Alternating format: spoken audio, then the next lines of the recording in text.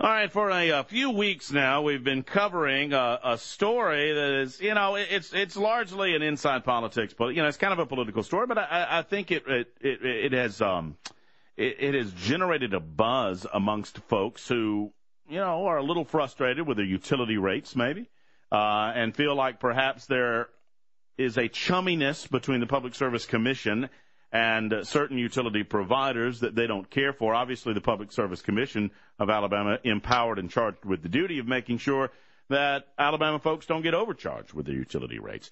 3 Republicans currently sit on the Public Service Commission. Twinkle Andrews Kavanaugh is its president. Jeremy Oden, who will be here at 9:35, is on, and Commissioner Terry Dunn as well. Commissioner Terry Dunn called for formal hearings to look into the rates of Alabama's utilities. The motion by Dunn was rejected by Commissioners Kavanaugh and Jeremy Oden, who favored keeping the original vote of December to hold public hearings. To speak to this matter is the Chief of Staff for Commissioner Terry Dunn, David Rountree, and he joins us on the Murphy Show hotline. David, good morning. Thanks for being on with us. Good morning, Matt. Thanks for having us. I guess the obvious question, David, is why am I talking to you and not Commissioner Terry Dunn? Matt, that's an excellent question, and I'm glad it's come up because there's been of the stuff in the background, not necessarily in the reputable media, but the stuff in the other media. There's been a lot of talk about how I'm overly influential with Commissioner Dunn or something like that. Let me just be real candid and just tell it like it is. Commissioner Dunn is sort of a shy, humble, modest guy. He got elected 2 years ago, and he's getting a little more used to this being an elected official. But he's a very bright man, and he's no shrinking violet, obviously. But he's sort of shy, and he, even sitting in those commission meetings, you can tell he's real uncomfortable because he's sort of the center of attention. But anyone who thinks that I'm overly influential with Terry Dunn doesn't know Terry Dunn very well. David, was he not aware that part of his duties as Public Service Commissioner would be to speak to the public and to speak to the media? Absolutely, Matt, and he does that. He did it yesterday and the day before and the day before. But as far as being on this radio program, mm-hmm. I advised him that it really wasn't appropriate, and let me explain to you why. The commission is a quasi-judicial body, and the commissioners, I hope, and we're confident still, that the day will come when each of these 3 commissioners will have an opportunity to take a vote on whether to order an adjustment of the range of return on equity for these utilities. And if that's the case, between now and when that vote is taken, the commissioner does need to sort of keep a low profile in exactly the same sense that if a reporter were doing a story on a case in court and went to see the circuit judge presiding over the case, that judge is not going to sit down with the press and discuss a case that's before him. And it really, because this one is, we hope, headed in that direction, he does need to mind his P's and Q's about saying anything that's indicative of bias. All right, so you're suggesting that the role of Public Service Commissioner is like that of a judge? Very much so, and in any regulatory agency. All right, and then not just the Alabama PSC, but any regulatory. You wouldn't suggest that the Public Service Commission should be the role of an advocate for the people of the state of Alabama? Actually, that's against the law. The legislature, in creating the Alabama Public Service Commission, I think the legislature was wise to make commissioners elected, because that naturally creates they're answerable to the electorate. But Terry, doing that, but David, Terry isn't. He hides behind you.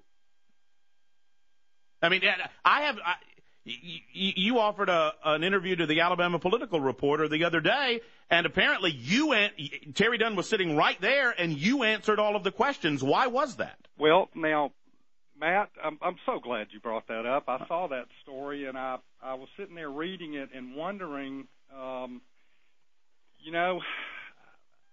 I have to say the story was wrong, and I wish you could have been sitting in the room and then read what this reporter wrote about the conversation. And I will tell you this, Matt, that Terry didn't say a whole lot, and I didn't say a whole lot because Bill Brett, the guy doing the story, didn't let us get a word in edgewise. He came in and told us about his politics and his philosophy of life and his background as a journalist. If he's a journalist, I question that now. But I mean, he came in and he did 90% of the talking, and then he writes a story saying that Terry couldn't say anything for me doing the talking, and that's just false. Why does the Public Service Commissioner need a chief of staff? Well, let me ask the question a different way. How many people are on Terry Dunn's staff? Three. Three. Myself. Then why in the hell does he need a chief of staff? Well, now, he needs a chief of staff because I am the principal liaison between the commissioner and the 100 or so people who work for the Alabama Public Service Commission. Staff members come to see us regularly. Is Terry too shy to speak with them too? No. Okay, so he actually can communicate with the people that work for the Public Service Commission? Absolutely. How much money? Very effectively. How much money do you make per year? About $80,000. How much money does Terry Dunn make per year? The commissioners, Matt, I need to check, but I think it's about 96. I think 96, 97. And I think the president makes about 106. No, I'm not asking about the president. We're having her on later. I'm asking about Terry Dunn. It's just a little different for the president and the associate. And do you believe that you earn your $80,000 per year? I do, yes. Explain how. Well, I tell you what, Matt, this is a little more adversarial than I had anticipated it would be. I thought I was going to be doing a public information. David, you're welcome to hang up anytime you want. No, I certainly don't want to do that. Yeah, well, but see, I don't understand. I don't understand why I'm talking to you. Why can't Terry Dunn man up and speak to the people of this state about his role as Public Service Commissioner? What's the problem? I think Terry Dunn is speaking louder. Is he in the room with you? Is he in the room with you right now? Is he in the room with you right now? What needs to be done? Is Terry Dunn in the room with you right now? Is Terry Dunn in the room with you right now? He is not. He is not. Are you at the Public Service Commission right now? I am. I'm sitting at my desk. Is he in the building right now? He is not. He is not. He's out of town. And where is he? I don't care to tell you that, Matt. Mm-hmm. It's a work day, is it not? It is, and he's working. He taking a vacation day? No, sir. Oh, so he's working on the people's dime. Yeah. Then where is he? Matt, don't you think your listeners want to go to the ambiguity and the lies and the false information I'm trying to get. I'm just trying to understand why, when anyone attempts to speak with Terry Dunn, they only get to talk to you. That's absolutely untrue. Come see us, Matt. Come see him. No. I invited Terry Dunn on this program, and I got you. And I'm trying to wonder why. I'm asking you why I'm speaking to Terry Dunn's chief of staff as opposed to speaking to the man who was elected by the people to represent them with regard to public utility rates. Terry has talked to lots and lots of people. Name the last one. Who's the last person he talked to? Yesterday, he spoke to a reporter for the Birmingham News. Were you in the room at the time? I was. Mm-hmm. Did you answer any of those questions? I spoke up a time or two. Yeah, I'm sure you did. Explain why Terry Dunn wants formal hearings. Now we're talking. Thank you, Matt. Can we move on to that? Well, I mean, I guess. I mean, I'll leave it for the people to decide whether they want to reelect someone like Terry Dunn who can't speak for himself and needs to hide behind your skirt, but that's fine. Terry speaks for himself, and let me tell you, the call for formal hearings,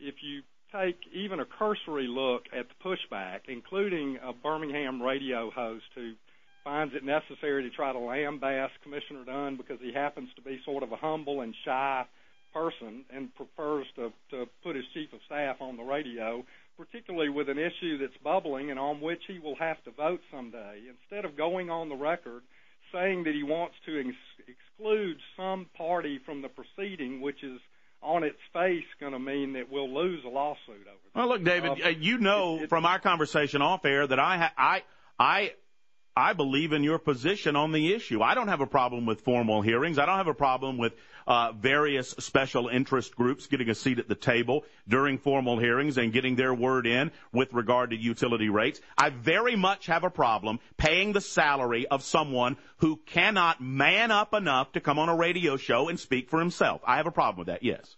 Well, I know you want the commissioner on your radio show. Well, I don't. No. Actually, I don't, because I know that's not going to happen, because you're not going to allow it to happen, because you seem to be controlling what happens in Terry Dunn's office.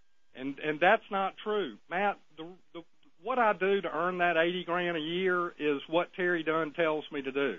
He's the commissioner. He makes the decision, and he assigns me to execute his policy. And that's what I'm trying to do. Wait a minute. Did you not tell me during our conversation the other day that you advised Terry Dunn not to do a radio interview? I did, and for the reason that I outlined That doesn't sound like Terry Dunn's telling you what to do very much. Well, it means that he's taken my advice, and if he's not going to take my advice, don't you think he would go find someone who he had more confidence in? Yeah, frankly, I don't think that Terry Dunn needs a chief of staff. Okay. Well, I mean, I don't know if the other commissioners have them. Seems to me to be a waste of taxpayer money. They do have them, and they do need them. Mm-hmm.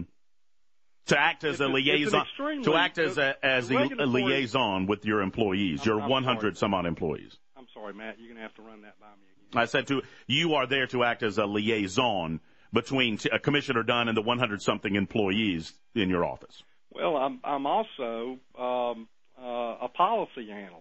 I mean, you know, the policies and the issues that come before this agency that Commissioner Dunn is expected to render a decision on, I help with the research, and then we all sit down with me and other staff members and walk through it with Commissioner Dunn. He asks questions, and he reaches a decision on where he stands on the matters that come before this agency. It's not rocket science. It's business. All right, what can you say to the people to convince them that this is an important enough issue, the issue of formal hearings, that they perhaps can persuade Jeremy Oden, who is appearing on this show at 9:35, by the way, or Twinkle Andrews Kavanaugh, who has agreed to appear on this show on February 11th, by the way. What can you say to these folks to convince them that they need to make a call to these commissioners and perhaps get them to look again at the possibility of formal hearings? Matt, we've been working every single day since before the meeting of January 10th, at which his meeting died for lack of a second. We've been working every day since then, trying to persuade them to change their vote and to get on board. All I can do is tell you the reason that Commissioner Dunn feels that a formal review is imperative. The informal review, which we were doing routinely with Mobile Gas, if we may, let's fast forward just quickly to the end of the process. And here we have to be hypothetical for just a moment, but this is not real complicated. Let's fast forward to the end of the process, at which you've got the commission deciding whether it wants to issue an order that makes an adjustment in the range of return on equity. If the commission reaches a point at which it wants to do that and it decides to give them more money, then an informal process is no problem. If it decides not to change anything, then an informal process is no problem. But if at the end of the process the commission should decide that it's fair and reasonable to lower that range of return, then all of a sudden we're going to wish that we had done it formally, because the companies will sue. The specter, the smoke screen out there that this is going to cause litigation, I think there's something to be said that if the commission should decide that it's reasonable to lower these rates, one of these utilities, if not all, will go to court and try to get the court to overturn the commission's decision. The court's going to look at the record upon which the commission made the decision. If we do this informally, there won't be a record to look at, and the court will give it back to the commission and say, okay, look, if you want to adjust this downward, that's your prerogative under the law, but give me a record. Show me the record upon which you made the decision to do that. There won't be a record if we do it informally. There will be a few PowerPoint slide presentations and maybe a few memos that'll all be in a file that memorializes weeks and weeks of informal hearings. But if we don't do it formally, it doesn't get done, not in a way that will stand the test of litigation.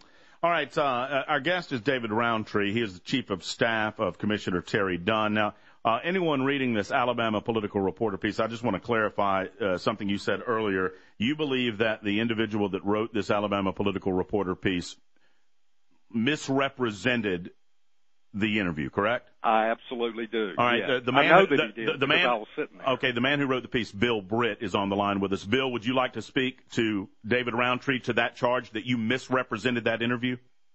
Well, I feel that David has certainly misrepresented it. I think he's using truth with an economy that's astounding. However, Matt, I will make the tape available to you. I'd love that, yeah. I would love that. I'll be happy to get that tape to you, because anything that was on the record was recorded. David knows that, and that is an accurate transcript of the recording. David, it's a pretty strong charge to claim that someone who is a reporter in the state of Alabama misrepresented a conversation that you had, especially when that conversation is recorded. Would you like to retract that statement? Let me reaffirm it. Far on the contrary, instead of retracting it, let me reaffirm it and encourage you to listen to the tape of the conversation and see how much was Rountree talking and how much was Terry Dunn talking and how much was Bill Britt listening to himself talk. All right. Well, we'll do it, and I'll reserve judgment until I hear that tape. Sounds good. Hey, Bill, get me that tape. Talk to David off air and give me that tape if you can, and we'll come to the bottom of that. David, when does the Public Service Commission meet next? February. We delayed it. Let me get it in front of me. I think it's February 13th, but hang on. Let me just get it in front of me, Matt. It is February the 13th, which is a Wednesday. And is it your hope that you will get another vote on the possibility of formal hearings at that time? Certainly, it's Commissioner Dunn's hope that he will. And by the way, we're trying to be open to discussing this with the other two and seeing if there's not something that we can shape that will satisfy them and take care of any concerns they have, but nonetheless get the job done. And we certainly have reached out and are willing to do that, but we haven't had any takers thus far. Well, I can assure you, David, that I will be as strong-willed with Jeremy Oden as I have been with you today. I believe that public servants answer to the people and not the other way around.